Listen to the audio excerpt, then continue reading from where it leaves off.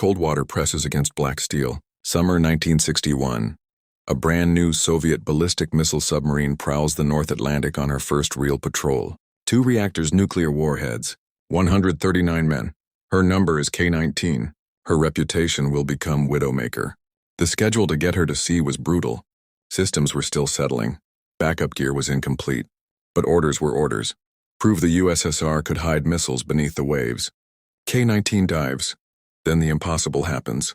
A reactor coolant line fails. Pressure drops, temperatures surge. Without coolant, fuel overheats, control rods warp, and a rupture can tear the submarine apart, scattering radioactivity and risking an international crisis. The captain brings the boat to periscope depth and summons engineering. The emergency cooling system that should be there isn't. If the reactor is to be saved, the crew must build a new cooling loop from whatever the submarine carries. Sailors strip the boat for parts. Pipe sections, valves, hose, fittings pulled from firefighting and freshwater lines. They drag it all into the reactor compartment and begin assembling a makeshift circuit to push water through the core.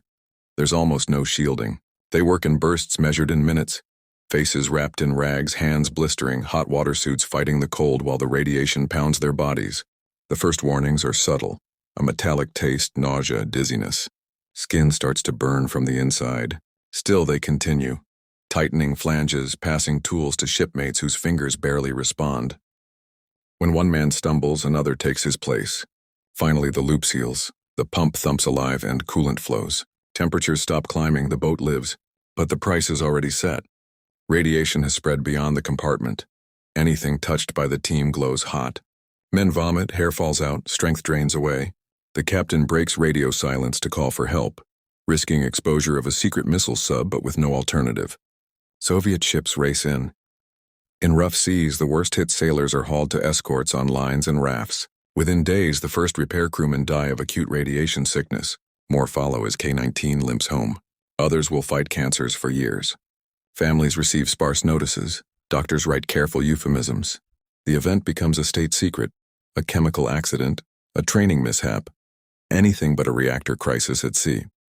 K-19 is decontaminated, recored, and returned to service. The crew rotates, the boat keeps sailing, and misfortune follows. A collision, later a catastrophic fire that kills dozens.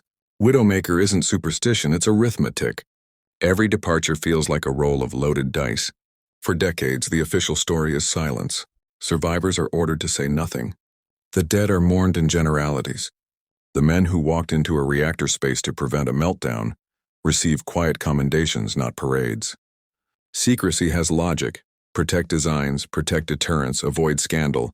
But it also has a cost. It erases the crew's truth and delays the lessons. Those lessons are stark. Rushing a strategic weapon to sea is a gamble, not a shortcut. Redundancy isn't optional. Nuclear power demands layers of fail-safes that assume the worst will happen at the worst time. And transparency inside a navy saves lives.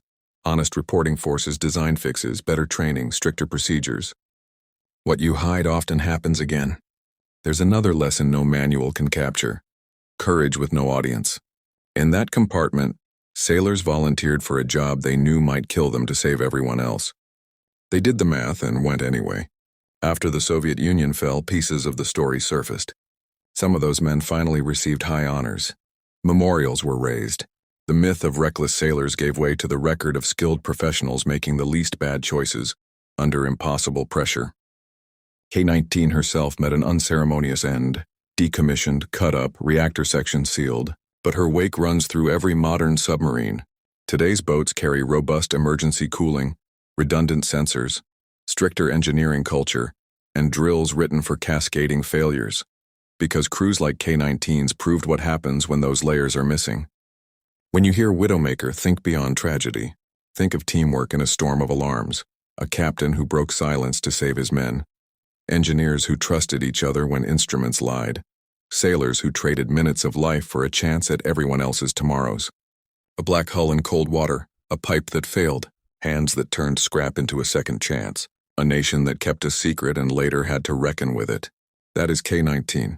Radiation, heroism, and cover-ups braided into one patrol, showing how thin the line can be between disaster and survival.